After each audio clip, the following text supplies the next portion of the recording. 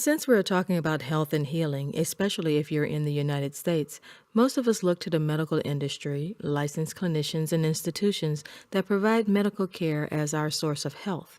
I believe God created everything, and there will always be limitations on man's current knowledge, application, and understanding. But please hear my heart. The practice of medicine is not a bad thing, but we must realize that different systems of care are designed to address interference that causes us not to be healthy. That interference, if you will, is addressed in many different ways by different practitioners. For instance, chiropractors believe that the spine is out of alignment. Acupuncturists believe that there's an energy muscular misalignment. Western medicine believe that there's a chemical imbalance or something needs to be cut or rerouted or surgically adjusted. Nutritionists believe that we have to address that interference through diet. So, yes, the practice of medicine can be a good thing, and it may be the way God allows you to be healed. But we must also realize the medical industry has historically presented itself and been accepted as the only source of truth in the area of healing. However, I submit to you the industry itself based most of its methods on facts, not truths. Remember, facts change, but truth never changes.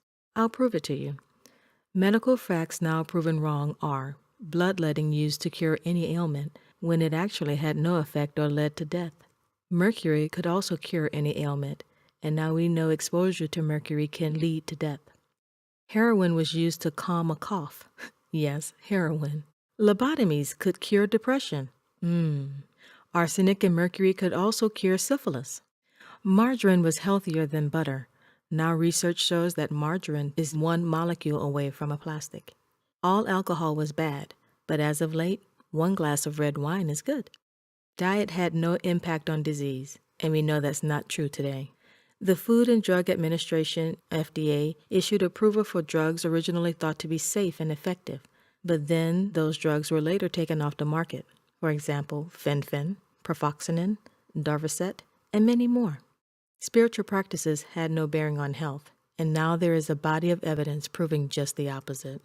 We have to realize the medical system practiced in the United States trains doctors, nurses, and other staff persons for years to treat symptoms primarily through drugs and surgery.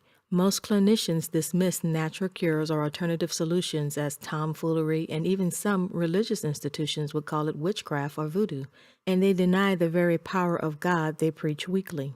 What we have to reason is that clinicians and clergymen are not right in all areas. They are not God. Clinicians give their medical opinions based upon their study of drug interactions and surgical procedures. Clergymen give their input based upon the teaching and perceptions they have come to believe. There's an old saying that if you want to know about a thing, read the manual. Yes, a repair book for a Ford Mustang can tell you how to fix a Ford Mustang, but it cannot tell you how to fix a tank. Both are vehicles, true enough, but each is different in its own way. You can't put a tire on a tank. Actually, the Ford Mustang manual can't even tell you how to fix a Ford Explorer. For instance, put a perfectly calibrated spark plug designed for a Mustang into an Explorer, and guess what will happen? The car won't operate the way it was originally designed. You could have misfires or wasted fuel consumption. That's if it's not at all. Our manual is the Holy Bible. It was oral histories passed down through generations, but now we have some of those oral accounts in written form. God created and knows all about us.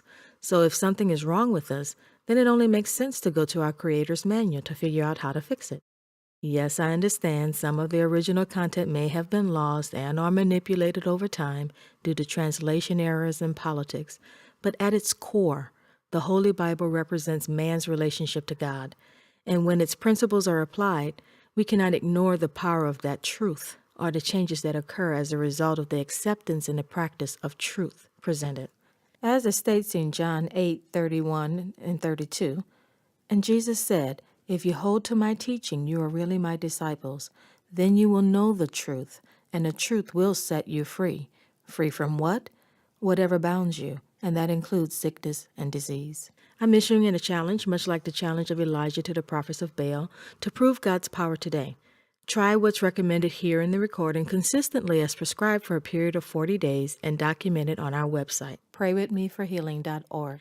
All posts will be monitored to assure no offensive, irrelevant content is shared. However, results, both positive and negative, will be posted. Since we're talking about health,